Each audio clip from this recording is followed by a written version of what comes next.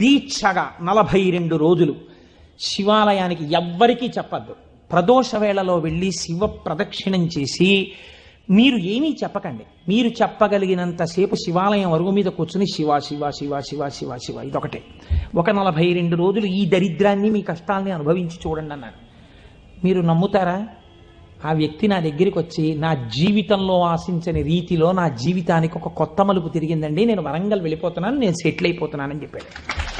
ఆ వ్యక్తే నాకు ఈ మధ్యనే మళ్ళీ ఫోన్ చేసి, కోటేశ్వరారు ఇప్పుడు నేను ఎంత ఆనందంగా ఉన్నానోనండి, ఒక్కసారి మీరేమన్నా వరంగల్ వస్తారేమిటండి ఉపన్యాసాలకి, మీ దర్శనానికి వద్దాం అనుకుంటున్నాను, నేను కూడా కాకినాడ అన్నాడు.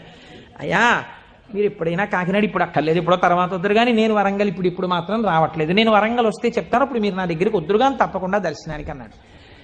కళ్యాణి అందులో అంటారే, ఏతి జీవంతిమానందో నరం వర్ష శతాదపి అంటుంది సుందరకాండ. 100 ఏళ్ళు